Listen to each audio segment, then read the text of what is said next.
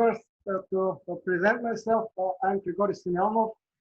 I did my PhD in Vienna, and while I was working on my PhD thesis, I also worked on a project on harbors at the Western Black Sea coast. It was funded by the German Association of Scientific Research, or DFK. It was a huge cluster of projects, and that's why you can see here at the presentations also the name of the Roman Germanic Central Museum at Mainz, because we were based at that museum, and we had also cooperation with the University of Vienna and with the Austrian Academy of Science. So the project is over. This is a huge project. So our idea was to have a catalog of all the harbors on the Balkan coast of the Byzantine Empire, starting at Trieste in Italy, going through Dalmatia, Albania, Greece, Turkey, Bulgaria, and Romania up to the region of the Danube Delta. And now there is another small project of a colleague of mine who is an archaeologist and is based in Istanbul. And he wanted to make some further archaeological and geo-archaeological research in Bulgaria, but due to the coronavirus, he was not able to go there. He also invited me, but I couldn't come. So this is a work in progress. We have a catalog. You can find this catalog at Academia under my name if you're interested in all of these harbors and major sources, but it's, as I told you, it's a work in progress. So we hope that next year we will know more, but we hope that we'll be able to go and make some further research. So I myself am a historian, so I'm working mainly with written sources, but I also have to know the archaeological data. And this archaeological data is growing also in the last year. It is strong, but due to excavation made in Bulgaria and also in Romania. So if you're interested, you also can check the Facebook page of the museum, the Archaeological Museum of Constanța, and you can see the work up to date. So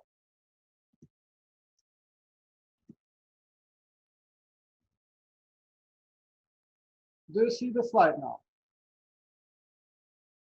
Or no? Do you see it? Yes.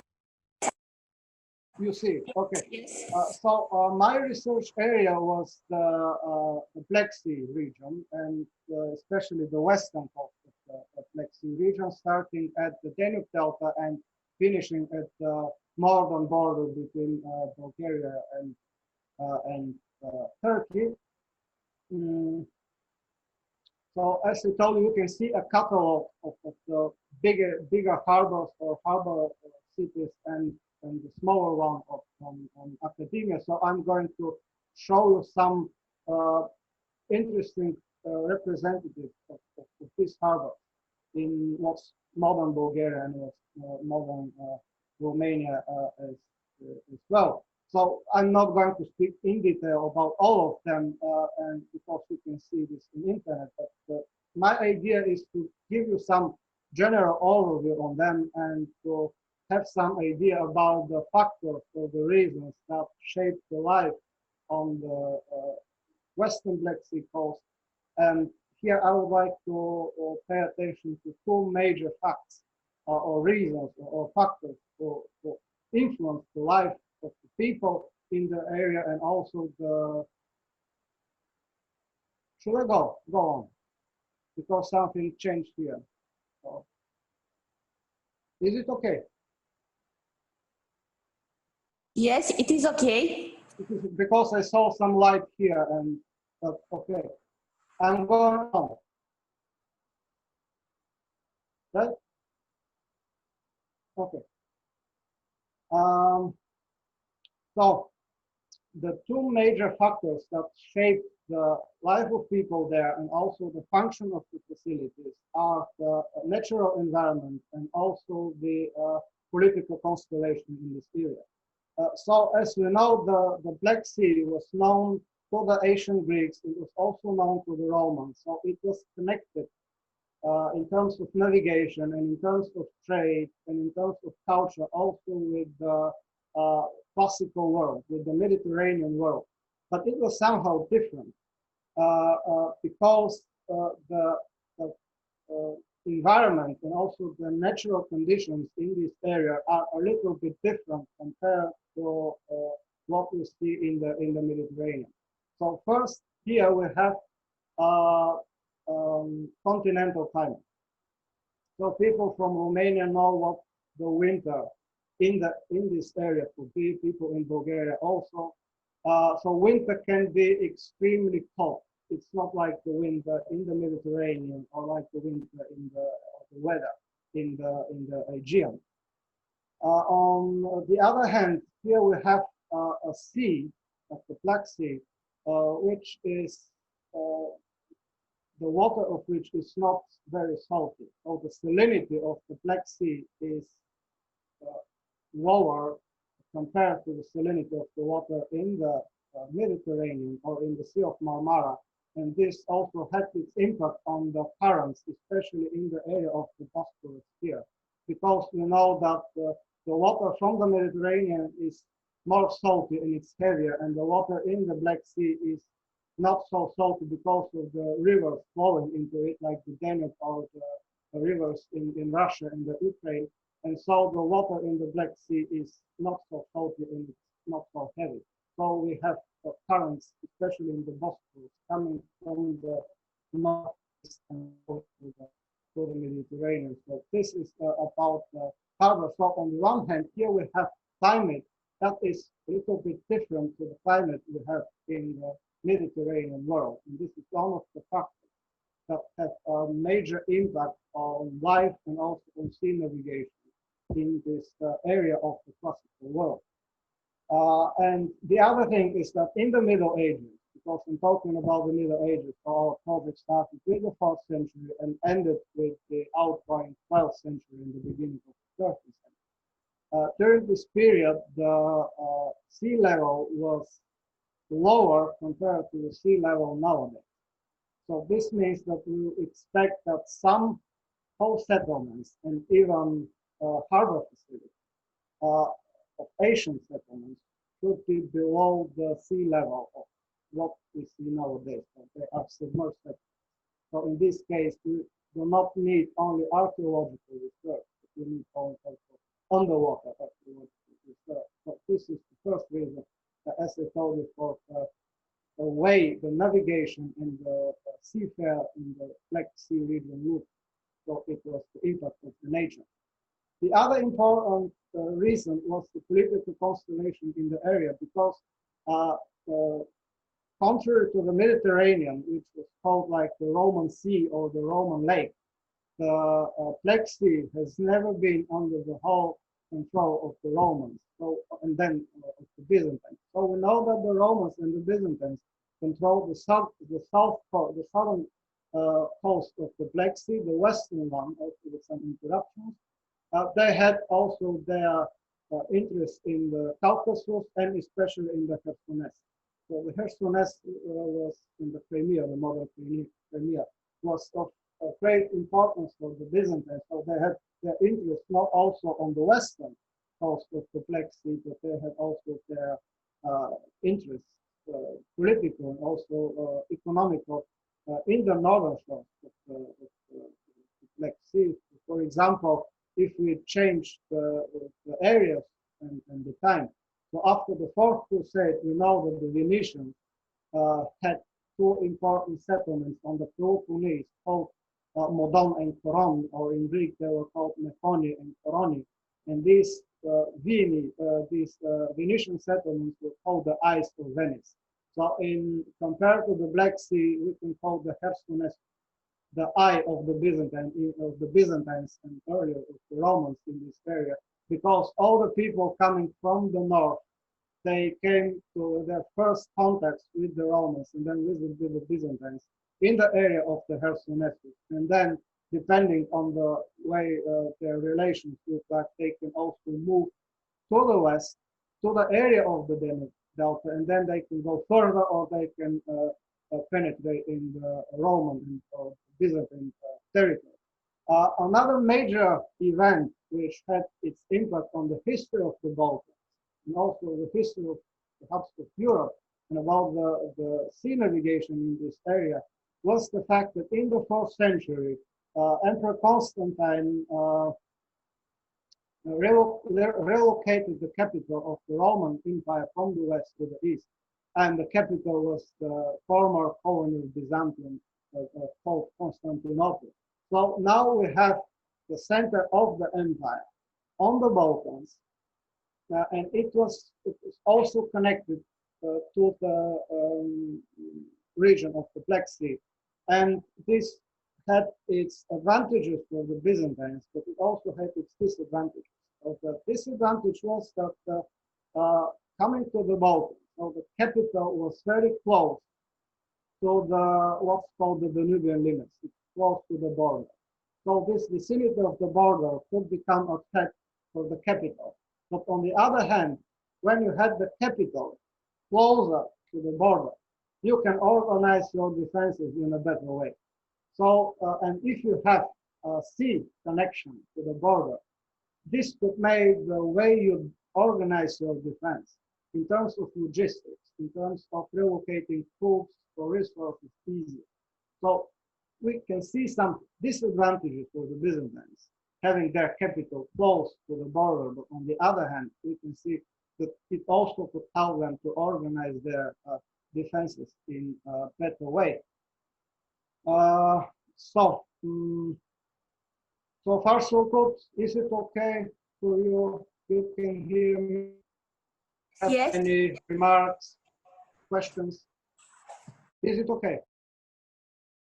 Is? Yes. So I'm going on. Yes, yes. Okay. Okay.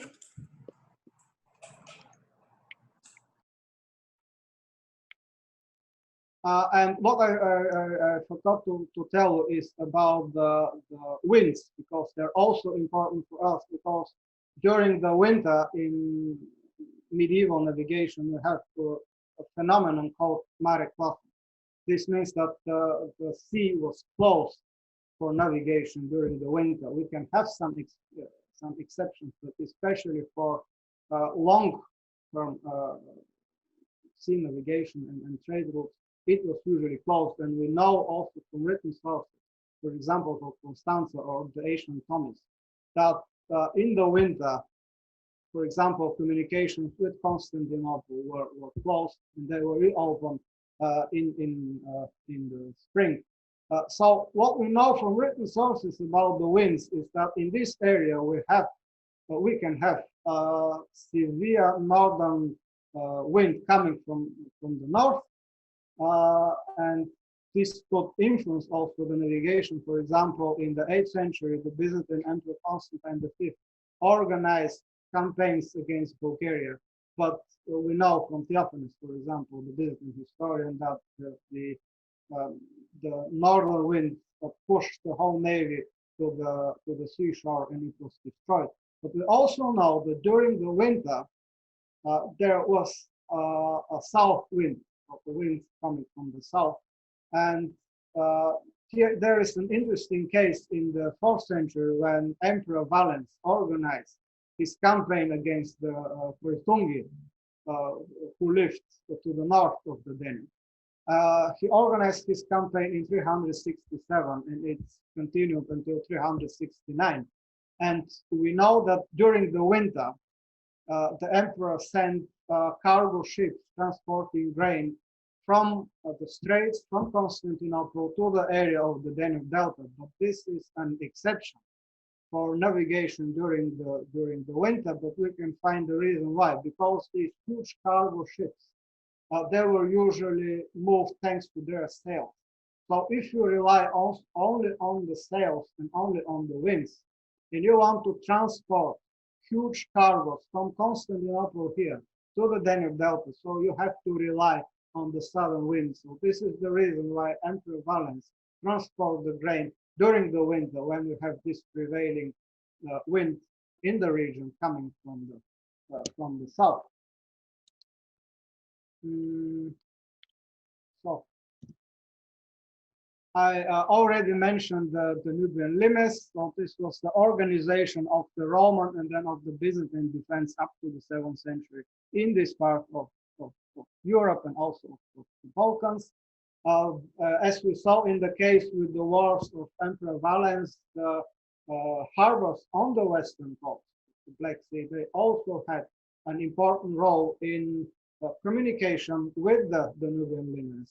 And with supporting troops. But here we have to say that we know this also from the work of the historian Zosimov, that when the Valens sent these huge cargo ships to the Danube Delta, the soldiers were not only in the Delta, but they were also in other fortresses and settlements on the Danube. For example, Noviodunum or Isakcha was a naval base in this area.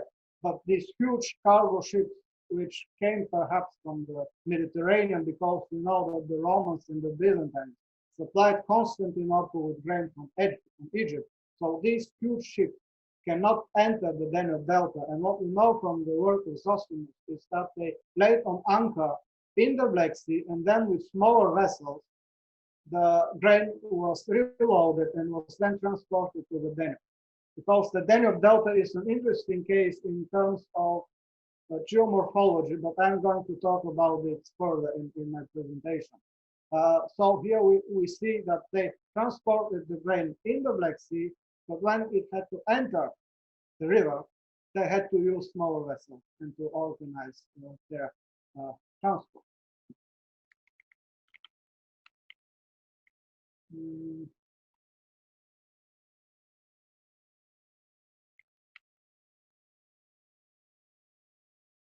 What I have to say about the Danubian limits, because our project was interested mainly on harbors on the Black Sea coast, but we also made a research on harbors in the Danubian Delta. So this is the only segment of the Danube I'm going to talk about today. So we know that the Romans and then the Byzantines, they also have a navy on the Danube, which had to protect the towns and the settlements.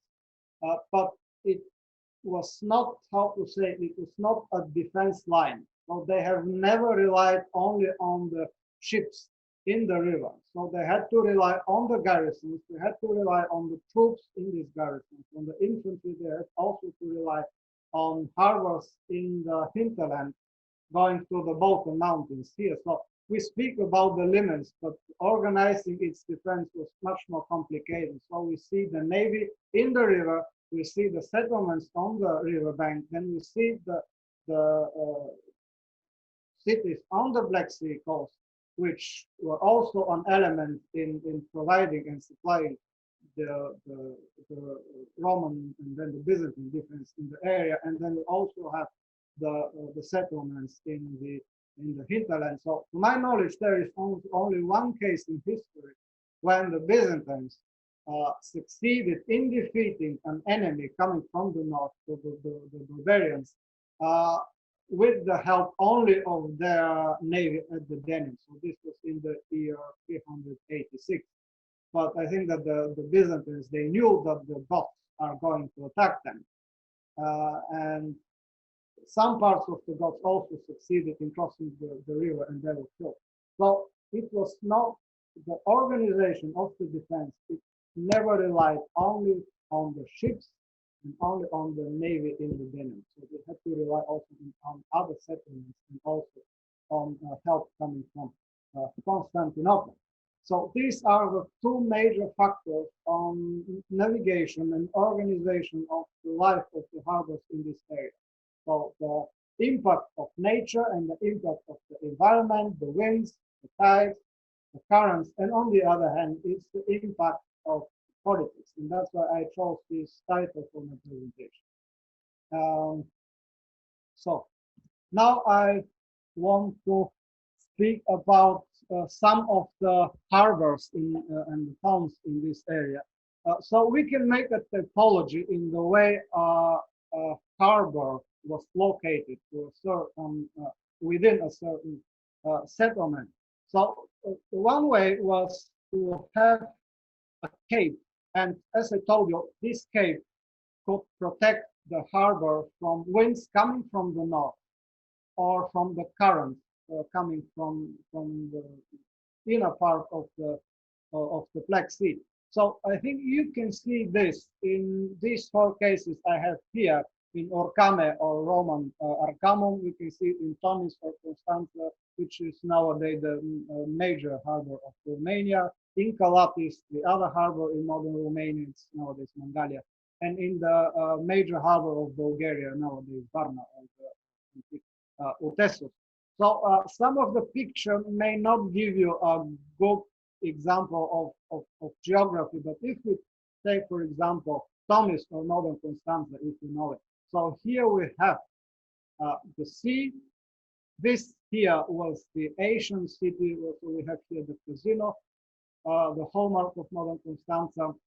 So here we have modern facilities, but it is supposed that the ancient port of Constanța was located in this area here. So if you have winds or currents coming from the sea, the cape of Tomis, in this case, could protect the harbor laying in this area. And we can say the same also for Orcame, but we have to have in mind that the sea in this case lays to the east, and the harbor of Orcame was perhaps here in this area. Here it was also protected by Cap Doloșman. This is the modern name of the cape. And we have it also in the case of Varna, so we can see the sea here, and the harbor was in this area, so it was naturally protected by the cape. And we have it also in the case of Mangalia, but Mangalia may be a little bit different case. So I'm going to talk about it later. Oh, Mangalia nowadays are Calatis in the antiquity. The other type of harbors we have in this area are located on peninsula. In these cases, we sometimes could have two harbors, the one lying to the north and the other lying to the south of this peninsula. An interesting case is the modern town of Nesebor in Bulgaria, or the ancient Mesembria.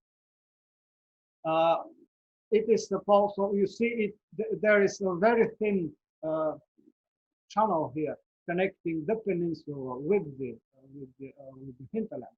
And we can also see it in one of the most important ancient towns in the area, Apollonia Pontica, which was renamed to Scuzopolis in the late antiquity. So here we have also on peninsula, and we know it from handbooks of sea navigation that Scuzopolis or Apollonia Pontica had two harbors, the one lying to the north here in this area, and the other lying to the south here.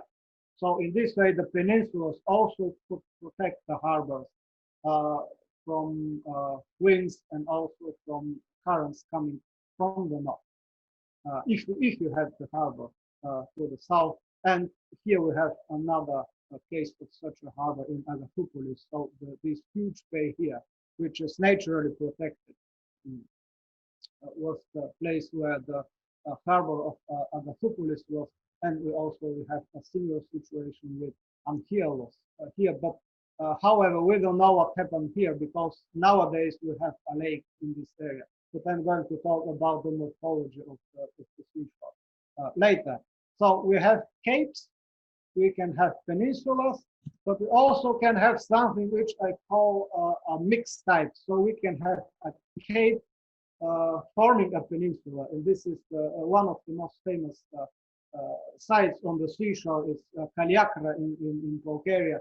So this is here is the Black Sea. So here we have a cape coming within the sea on a peninsula on a very high seashore, and this cape is in this way protecting the harbor of Kaliakra, as you can see it from the name itself. It's called Akra, and then Kaliakra, or the beautiful island, and the harbor was situated in this area.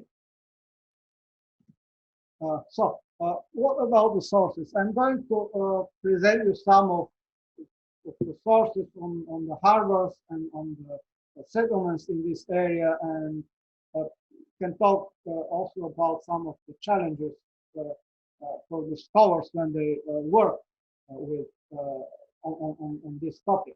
So I mentioned Constanza, and it is an interesting case because it was the ancient Thomist. So as you can see it here, this is the area of the ancient town, and here we can see the ancient port, so the area where this ancient port was situated. So here to the east we have the Black Sea, and here in this some kind of bay we have the ancient port.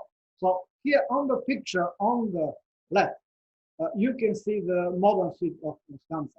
So what we see here on the right picture is actually a small point here on the left picture. So you can see, I hope you can see the huge maritime facilities of the modern harbor of Constanza, because Constanza is the biggest port on the western Black Sea coast. You can see also the channel built here between the Danube and the Black Sea during the, I think, the time of history. So this is one of the challenges for the scholars of the harbors, because in the majority of the cases we have an ancient settlement with an ancient port, and now we have a modern settlement with a modern port built on the site of the old one. And for archaeologists, it's sometimes impossible to make excavations. So as you can see also from this picture I took from a book of two Romanian scholars. So you can see here it's written the ancient port, but you can see also what's written here. It's the actual site of the modern port of Constanza. Another problem for us is that we can have archaeological data showing that there was sea communication or trade thanks to sea communication with other parts of the Asian world. But on the other hand, we have almost no data about this phenomenon in written sources. So an interesting case in this way is origami. I told you on the previous slide. So to my knowledge, there is only one source from the Byzantine times speaking about this settlement, not about the harbor, but speaking about the settlement. And this is the De Edificiis of Procopius of Caesarea, who is counting the building different settlements, and he's speaking about the building activity of Emperor Justinian, and he only said that Justinian rebuilt Orgame. But we have no data from medieval sources in written text about seafaring in this area of Orgame. It's not mentioned in handbooks of sea navigation. We have nothing. But suddenly archaeologists can prove, thanks to findings they have there, for example, amphoras, that Orgame was used also, or the harbor of Orgame was used also during the medieval period. So here we have some inconsistency between the data of the written sources, what we know from written sources, and what we know from archaeological data as well. So I mentioned the problem about modern harbor facilities built on the site of ancient harbor facilities. This is not only the case with Constanza, we have it also in Bulgaria with Varna and Burgas. No. Another problem for us is the erosion. Because, for example, if we take Mesembria, which I showed on a previous slide, but here I have a different perspective. So Mesembria was a very old settlement. So it was founded by Megara, the Greek town of Megara. So it was a Dorian colony. I think it was founded in the 7th century BC. So since the 7th century BC, scientists have shown that 40% of the territory of the ancient peninsula of Mesembria is nowadays submerged, is under the water. Another problem is the fact that you still can see some marks of military presence, modern military presence in Romania and also in Bulgaria, because both countries were expected to be attacked from the sea. So, for example, in a bay on the Bulgarian coastline, you still have the naval bases of the Bulgarian Navy, so you cannot do research there. And it's a bay which is close to this peninsula here. And the military also used to use this area, but they left it, and now archaeologists can work on this peninsula called Akta in Bulgaria. So the military has destroyed some ancient military structure, but we have no settlement there. And it's still very good for archaeologists, and it can give them the possibility to work there. And also to make underwater research. So there are, I think, 2 publications from the recent 10 years about Akta, which is a small settlement, but it had very good conditions for scientific research. And another problem is that there are parts of Asian settlements, for example, as what we know as Caron Limen from the handbooks of ancient navigation, its modern Shabur in Bulgaria. It was a major harbor in antiquity, but nowadays it's submerged. So archaeologists found some parts of the Asian walls, as you can see here on the right picture below.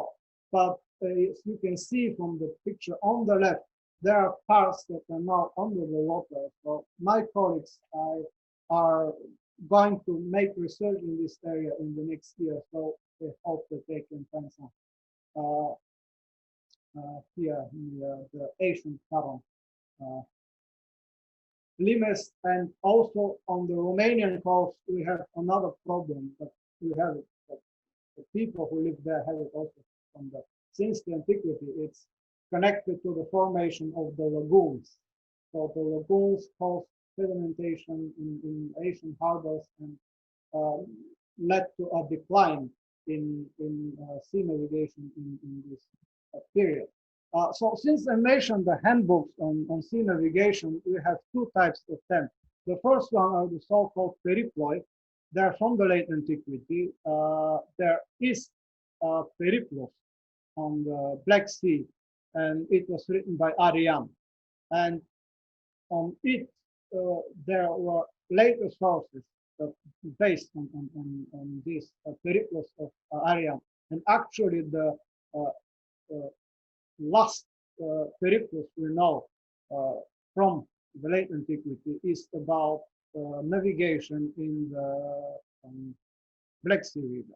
This is the so-called anonymous periplus on the Black Sea. So it was based on Arian, but there are some modifications in the text.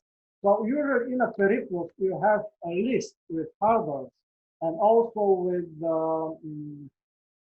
distances between them. You also have a description of the number of the harbors. You have a description of the type of the harbor.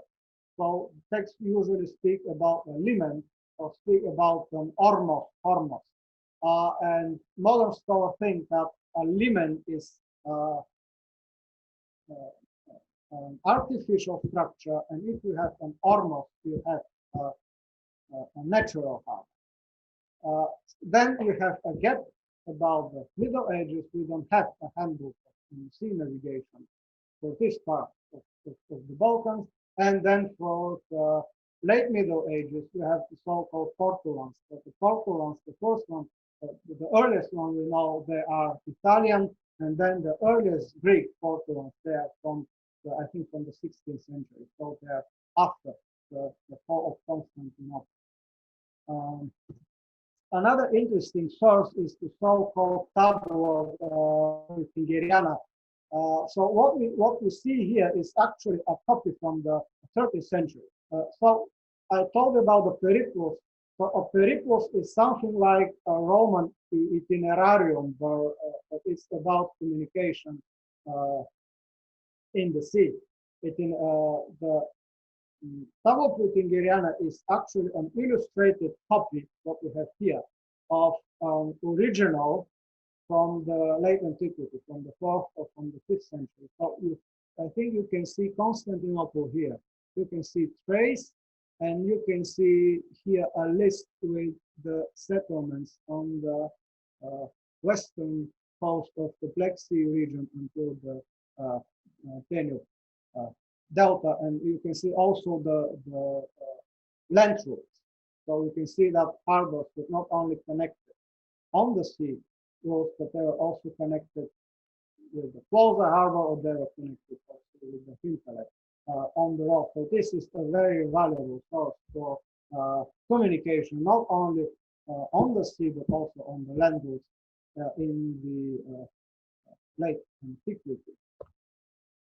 And then I have a list with the major works of Byzantine historians in Latin and also in Greek language. There is a very interesting Russian historiographical work with the so-called Russian Primary Chronicle. It gives us a very interesting information about the navigation in the area of the Danube Delta in the 10th century. The problem is that historians, the Byzantine historians, usually speak about the events and about the use of the harbor and about the logistics, but they very seldom speak about the structure of the harbor. So they're not interested in the way it was constructed or it was organized. But this is something common also for Byzantine historians writing on navigation, not only in the Black Sea region, but at all. So to my knowledge, there is only one description of the way a harbor was built in the work of a Byzantine historian, and it's in the work of Procopius of Caesarea, and it's connected with Constantinople. So if we think about this, the way Vitrov described the way you have to build a harbor, we have such data only in one historiographical work from the Byzantine period, and it deals with Constantinople. It doesn't deal with the periphery, because as we saw in the majority of the cases, we have naturally protected harbors, and very seldom we have some hints, thanks to the work of the archaeologists, that the people built malls or caves in these towns. But geography is also an interesting genre of Byzantine literature. It's also an enormous pool of information of the life of people during the Middle Ages. So here for the navigation in the Black Sea region, I have given you two examples. The first one is a couple who is very popular in Romania in the last 20 years. These are the saints Epictetus and Ascion, whose relics were founded in the modern city of Morigel. Epictetus and Ascion were Christians they were Christian martyrs who were killed in the city of Almiris, and we know that they went there on the sea route from the east, and then they went to Almiris in the area of the Danube Delta. They were killed there, and we have their martyrdom written in Latin language. And I think some 20 years ago, one of the best specialists on sea navigation and also on the communications in the Danube area and also in Scythia Minor, Michael Zachariadou, he found the relics of Epictetus and Ascion. Another interesting geographical work is the life of the Saint Kyrillos Filiotis, who lived in the 11th and in the 12th century. His life was written in Greek, and he lived in Thrace, and his life shows the communication between Amphialos in what's now the southern Bulgaria and Varna, what is now the northern Bulgaria. And it also has an interesting information saying that there was a man who wanted to go from the south to the north of the Balkan mountains, but he didn't choose to travel with the ship. that he wanted to go on the land route, and he was killed by some bandits. So this shows that even if we have one political power ruling on the Balkans, as the Byzantine Empire did it in the 11th and the 12th century, when we can presume that the life was secure, we can also see that traveling on the sea route was safer, and it was also faster than traveling on the land route. Another interesting genre dealing with harbors is also epistolography. So here we can speak about a letter written by Maxim the Confessor, who was exiled in the Hespenessus. So he traveled from the Bosphorus, from Constantinople to the Hespenessus. So as I told you, this area was somehow also a periphery for the Byzantines. So we know that perhaps the most famous person who was banished in the region of the Black Sea was the Roman poet Ovid. So we can see that in the 7th century, another person was banished in the area. This is Maximus the Confessor, who wrote his letter in the Hespenessus, and then he was banished to the Lazica, to modern Georgia, to the Caucasus. Rhetoric is also an interesting genre. For example, Libanius, in one of his speeches to Emperor Julian, said that the only reason that Balkan provinces were safe was the thin ice on the Danube, because when the Danube sometimes it was closed completely, and then the barbarians could cross the river and could attack the Roman territory. Another important author is also Themistius, because, as I told you, there was a huge campaign between the Byzantines and the Greutungi during the 4th century in the reign of Emperor Valens from 367 to 369. And Themistius was also there, and he described the negotiations between the emperor and the king of the Greutungi, and the peace treaty was signed on board a ship in the Danube itself. Themistius was there. He also described the Danube Delta, the way this area looked at this time. So this is an interesting source to us. We have also legal documents like the Notitia Dignitatum. It's a list with different offices the Byzantine officials had in the 5th century, and it also speaks about the navigation in the area of the Danube Delta. We also can other works of Byzantine legal history, like the Codex Judiciarum of the Novel of Justinian I. So this is the area. Once again, the Roman provinces, and then the early Byzantine provinces of Scythia Minor and Moesia Secunda, or Moesia Inferior. So these here there is a list of the most important invasions in the area. So the Goths were a very severe enemy of the Byzantines, of the Romans, and then of the Byzantines. We know that in the 3rd century they sacked one of the most important towns in the area. This is the ancient Histor, but Histor has already started to deteriorate or to decline because of the buildings of the lagunas to the south of the Danube Delta, as Enianus Marcellinus said, but it was still an important settlement before the beginning of the 7th century. Then we see that the next barbarians came. These are the Huns, and then the Avars and the Slavs. Then the Bulgars came in the second half of the 7th century. And here we have an important event, because somewhere around the year 680, the Bulgars founded their state in the area between the Danube and the Balkan Mountains. And this was a threat for Constantinople and for the Byzantines. And they had to organize their defense, but also their trade connections to the border. So here we have for the first time barbarian policy on Roman soil. In the late 9th century, we see that the Rus, or the Varangians, or the Vikings came from the north. They were not such a great military threat for the Byzantines on a long perspective.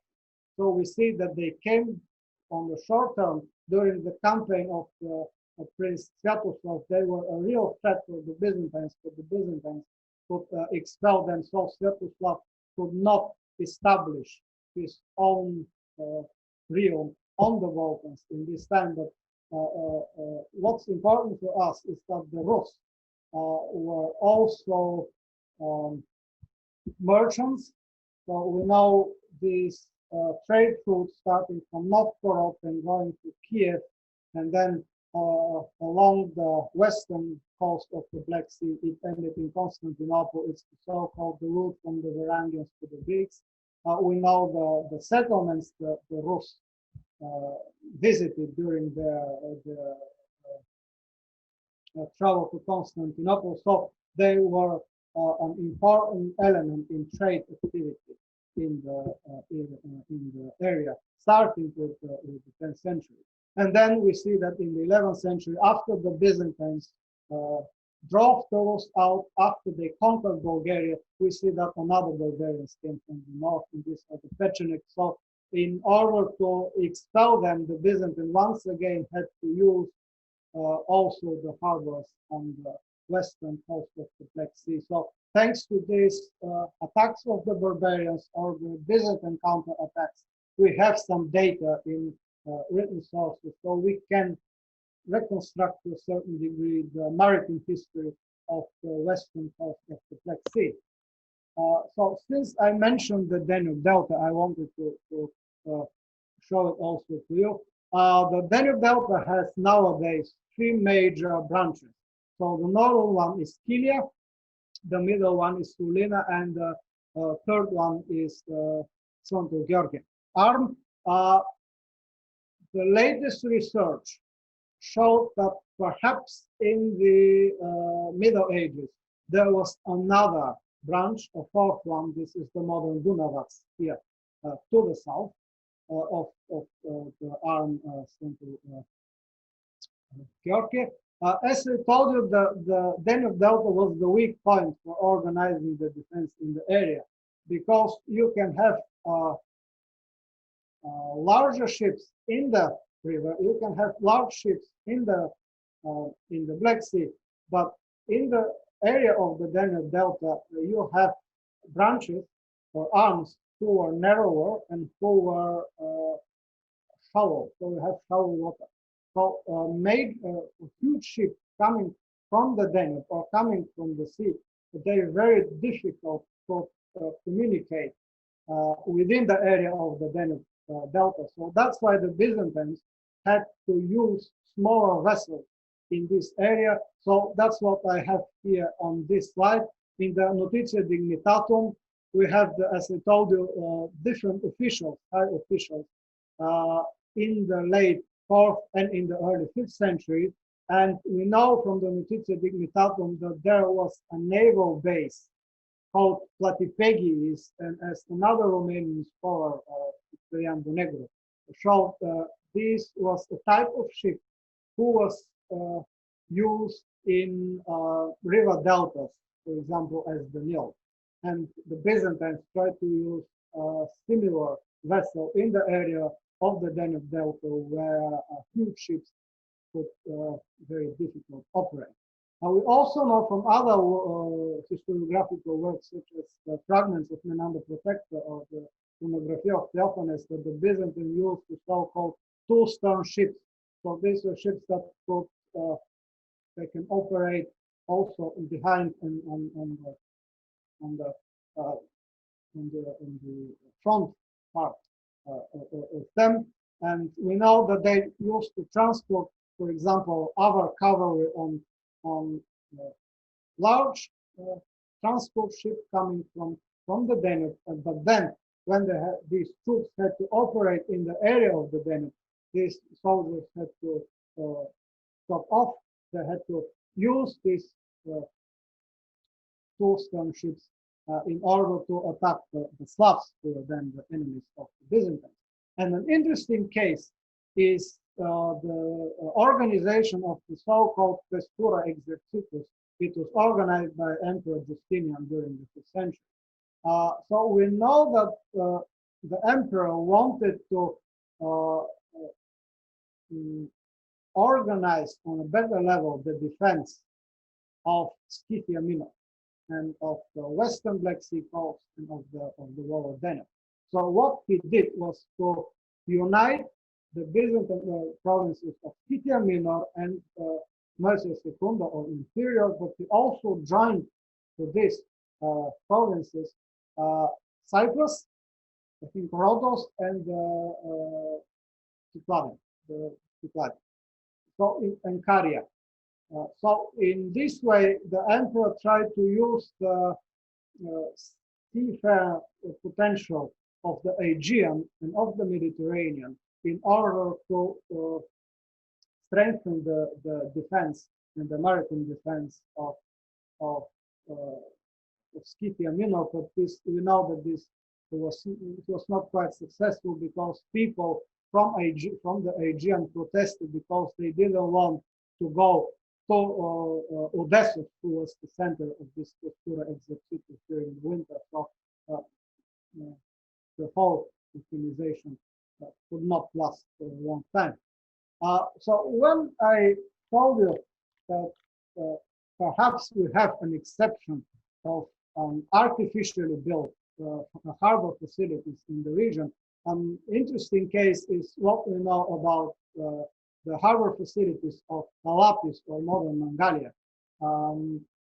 So there was a Romanian archaeologist, Constantin Stalap, who made some underwater research in the area, and what he could find in the region of Mangalia are, according to him, parts or remnants of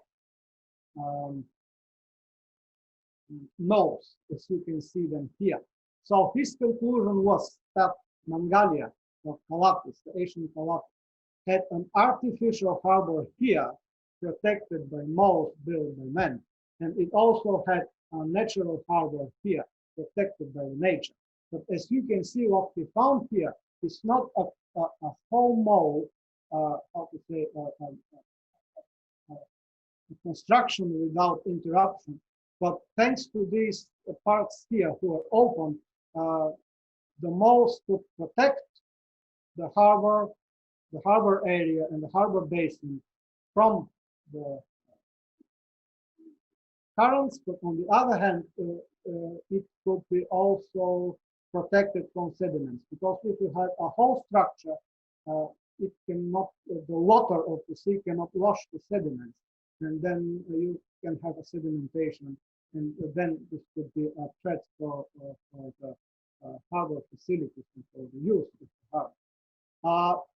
But still, the majority of the harbors, especially in what's nowadays southern Bulgaria, were predominantly naturally protected harbors. So you see that literally in every bay here in this area, you have some proofs of maritime activity in late antiquity. And scholars suppose that ships were sometimes, they were just dragged on the seashore, and in these smaller settlements, you don't need harbors and harbor facilities as the one in Kalapis, or made by men with all these moles in case.